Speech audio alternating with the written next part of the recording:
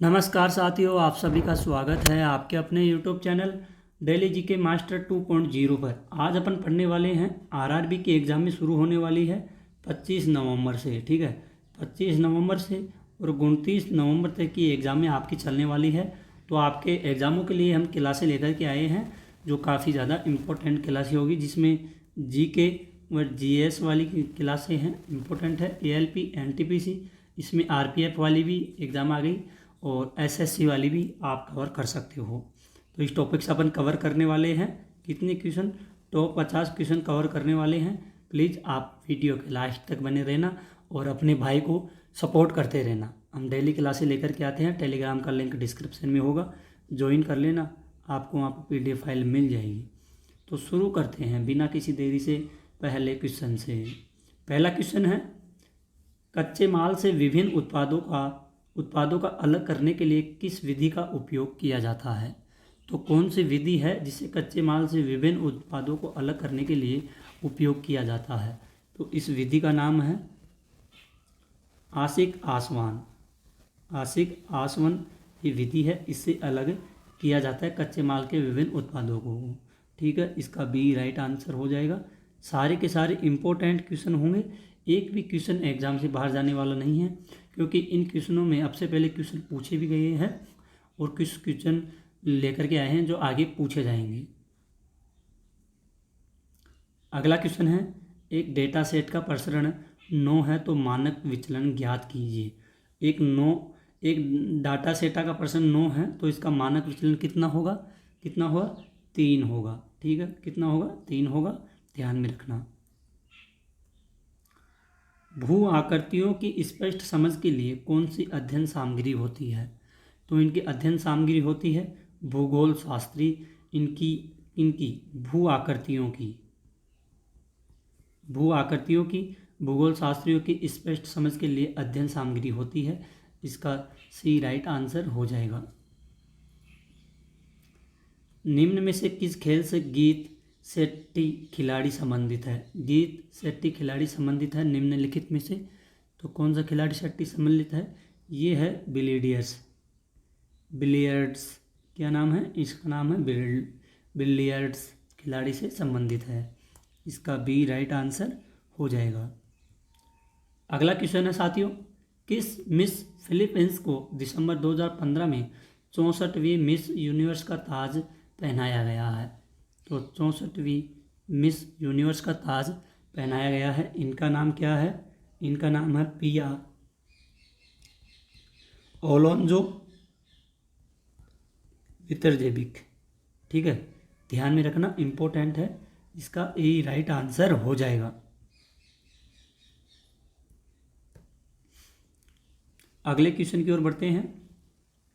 अगला क्वेश्चन है, 24 दिसंबर 2015 को संयुक्त राष्ट्र संघ की आम सभा ने 5 नवंबर का दिन क्या घोषित करने का प्रस्ताव पारित किया गया था?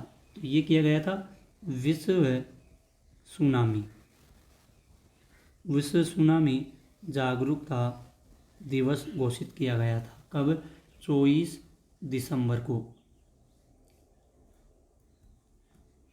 अगला क्वेश्चन है, पृथ्वी पर सबसे ऊंचा पर्वत कौन सा है? तो पृथ्वी पर सबसे ऊंचा पर्वत कौन सा है? इसका नाम है माउंट एवरेस्ट। इसको तो आप सभी जानते हैं। ठीक है, इसका ए राइट आंसर हो जाएगा।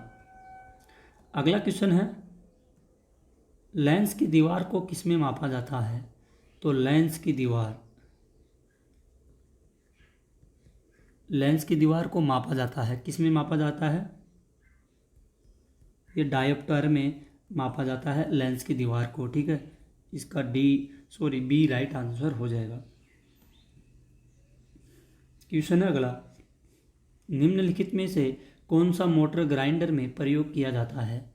तो मोटर ग्राइंडर में प्रयोग किया जाता है capacitor, start capacitor, run induction motor को प्रयोग किया जाता है मोटर ग्राइंडर में। ठीक है, इसका बी राइट आंसर हो जाएगा।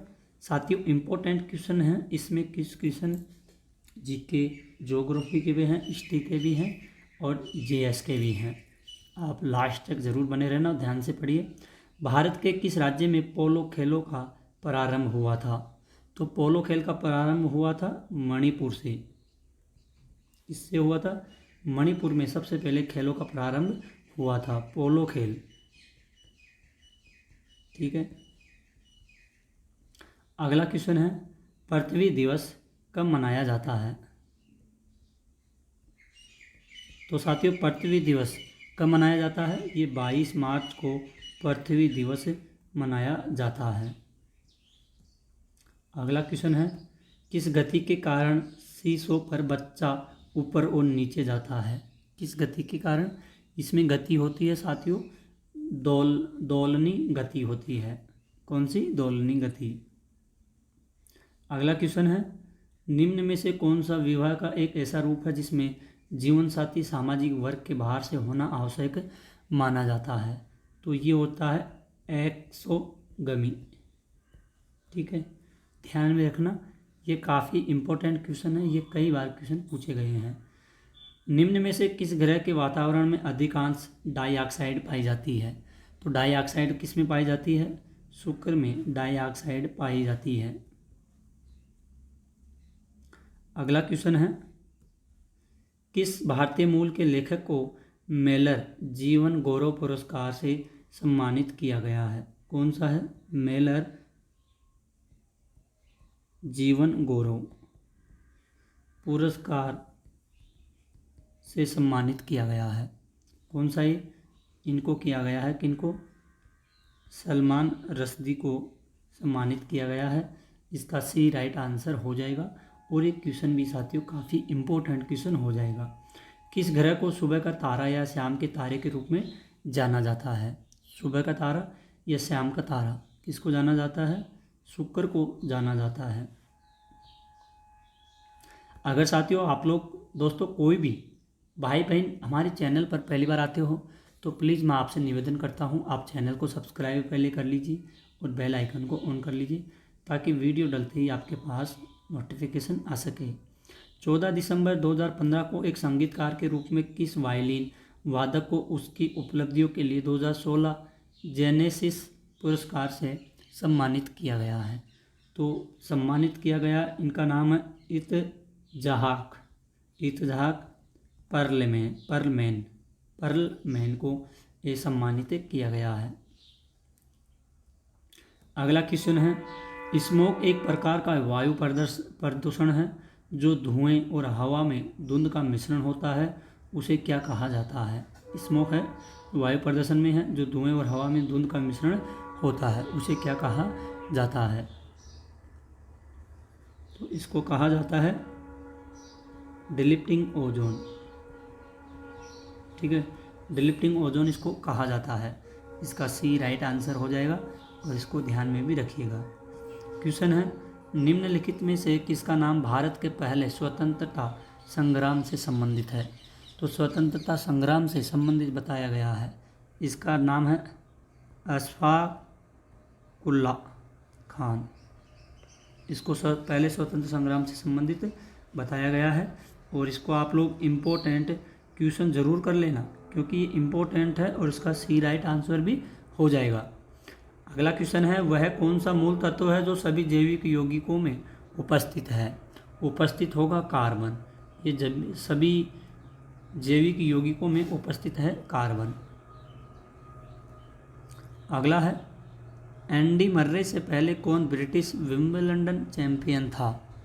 तो ये चैंपियन था फ्रेड पेरी। क्या है? फ्रेड पेरी चैंपियन था। इसका ए राइट आंसर हो जाएगा। अगला क्वेश्चन है, भारतीय इंटरनेट और मोबाइल सर्वेक्षण संघ के अनुसार 2016 में इंटरनेट उपयोगकर्ता की सूची में भारत दूसरे स्थान पर है। किस देश को पीछे छोड़कर भारत ने दूसरा स्थान प्राप्त किया है? तो भारत ने दूसरा स्थान प्राप्त किया गया है, अमेरिका को पीछे छोड़ा है और अमेरिका को पीछे छोड़ा और दूसरा स्थान प्राप्त किया गया है। अगला है, एंग्लो इंडियन समुदाय के कितने सदस्यों को संसद में नामांकित किया गया है? तो नामांकित 2 को किया गया है। किसको किया गया है? 2 को नामांकित किया गया है। सबसे लंबे समय तक भारतीय राष्ट्रीय कांग्रेस के मुस्लिम अध्यक्ष कौन रहे थे? सबसे लंबे समय तक, तो सबसे लंबे समय तक रहे थे साथियों मौलाना अब्दुल कलाम आज़ाद। ये सबसे लंबे समय तक भारतीय राष्ट्रीय कांग्रेस मुस्लिम के अध्यक्ष रहे थे मौलाना अब्दुल कलाम। ठीक है, अगला क्वेश्चन है दक्कन के पठार की प्रमुख फसल क्या है? तो यहाँ के दक्कन का पठार है, यहाँ के प्रमुख फसल कौन सी है? तो साथियों यहाँ की प्रमुख फसल है कपास। कौन सी फसल है सबसे ज़्यादा? कपास यहाँ की प्रमुख फसल बताई गई है। अगला है survival of the fittest की अवधारणा की रचना किसने की है? तो इसकी अवधारणा की रचना की है चार्ल्स डार्विन ने। चार्ल्स डार्विन के द्वारा इसकी रचना की गई है। अधिक ऊंचाई की उड़ान पर विमान के अंदर का दाब क्या होता है? अधिक ऊंचाई की उड़ान पर विमान के अंदर का दाब क्या होता है? तो ये होता है बाहर के दाब जितना ही होता है जिसे वायु पंपों द्वारा कायम रखा जाता है।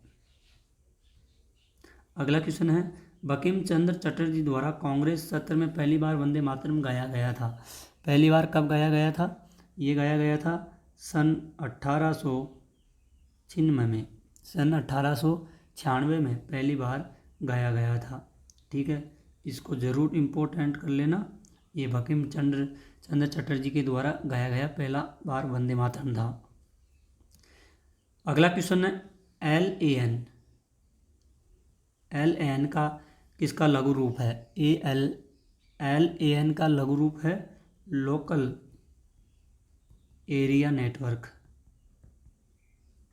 लोकल एरिया नेटवर्क है इसका लघु रूप। अगला क्वेश्चन है भारत के किस राज्य में चांदी प्रचुर मात्रा में पाई जाती है? तो चांदी प्रचुर मात्रा में पाई जाती है राजस्थान में। प्रचुर मात्रा में क्या पाई जाती है? चांदी। कहाँ पर पाई जाती है? ये राजस्थान में पाई जाती है। इसको आप लोग इम्पोर्टेंट क्वेश्चन ज़रूर कर लीजिए। तो साथियों आज की क्लास को यहीं ख़त्म करते हैं। आई होप अगर आपको अपने सर की वीडियो क्वालिटी कंटेंट कुछ भी पसंद आया है प्लीज़ साथियों चैनल को सब्सक्राइबर ज़रूर कर देना। डेली क्लासें लेकर के आते हैं। आपकी RRB की एग्ज़ाम में 25 नवंबर से शुरू होने वाली है और ये 29 नवंबर लास्ट तक लगेगी। तो इसमें RRB में ALP की एग्ज़ामें हो जाएगी और NTPC की भी इसमें एग्ज़ामें हो जाएगी। आप लोग हमेशा वीडियो के लास्ट तक बने रहना और एक एक क्वेश्चन को बारीकी से डिस्कस कीजिए। ठीक है, इस टॉपिक से रिलेटेड हमने 30 क्वेश्चनों को कवर किया है और ये 30 क्वेश्चन है ना, ये काफ़ी इम्पोर्टेंट है। अब से पहले पूछे भी गए हैं कुछ क्वेश्चन और कुछ क्वेश्चन ऐसे हैं जो आगे पूछे जाएंगे। तो साथियों आज के लिए इतना ही। मिलते हैं एक और अगली न्यू क्लास में। तब तक के लिए धन्यवाद। जय हिंद, जय भारत।